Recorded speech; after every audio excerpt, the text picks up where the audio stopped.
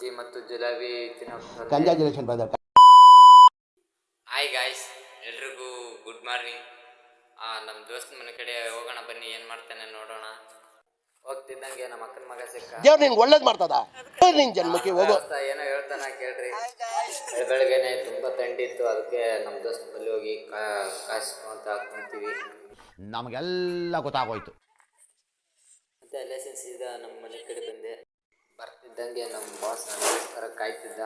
ಹೊರಗಡೆ ಬಿಡ್ತೀನಿ ನೋಡ್ರಿ. ನಿನ್ನ ಅವಾಗ ಗಂಡಸು ಅಂತ ಅನ್ಕೋತೀವಲ್ಲ ನಾವು, ಅದು ನಾವು ಮಾಡೋ ಮಿಸ್ಟೇಕ್. ಸರಿ, ಇವಾಗ ನಮ್ಮ ಬಾಸ್ನ ಹೊರಗಡೆ ಬಿಡ್ತೀನಿ ನೋಡ್ರಿ. ಮತ್ತೆ ಇಲ್ಲೊಬ್ನು ಇದ್ದಾನೆ, ಇವನು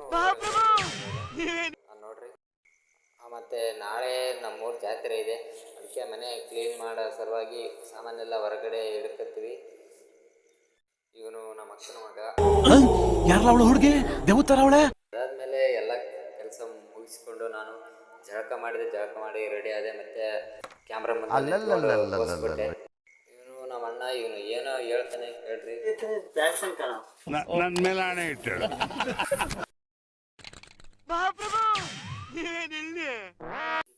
ಇವನು ನಮ್ಮ ಫ್ರೆಂಡು, ಅವ್ರು ನಮ್ಮ ಅಣ್ಣ.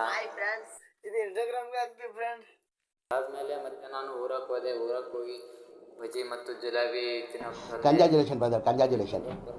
ಓಕೆ. ಮಕ್ಕಳು ಆಡ್ತಾ ಕೂತಿದ್ರು. ಸರಿ, ಮತ್ತೆ ನಾನು ನಮ್ಮ ಫ್ರೆಂಡ್ ಮನೆಗೆ ಬಂದೆ.